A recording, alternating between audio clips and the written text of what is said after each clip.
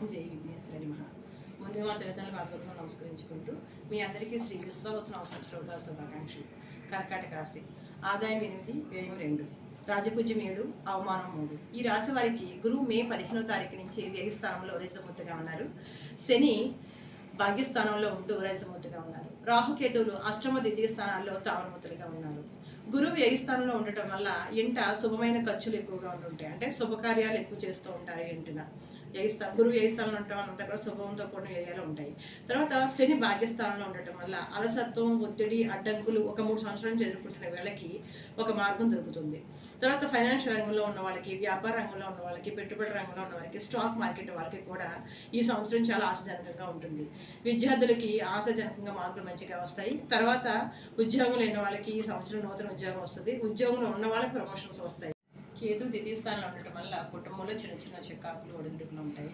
తర్వాత రాహు అష్టమ స్థానంలో ఉండటం వల్ల ఉదర సంబంధిత అనారోగ్యం ఉంటుంది. ఆరోగ్య సమస్యలు వచ్చినప్పుడు కొంచెం దీని గురించి పట్టించుకోవాలి, ఎందుకంటే రాహు అష్టమంలో ఉన్నారు కాబట్టి.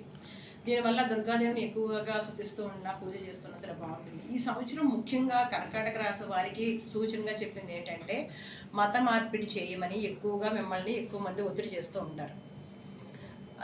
ఇది మాత్రం మీరు బాగా గుర్తుపెట్టుకోవాలి. ఎస్పెషల్లీ కర్కాటక రాశి వాళ్ళు మాత్రమే మత మార్పుడు చేయాలని కొంతమంది మారిపోతారు కూడా. దీనికి ముఖ్యంగా చెప్పాలంటే రుద్రాభిషేకం ఫస్ట్ ఇలాంటి సంవత్సరాదిలోనే మనం చేయించేసుకుంటే ఇలాంటి ఇబ్బందులు మీకు ఉండవు.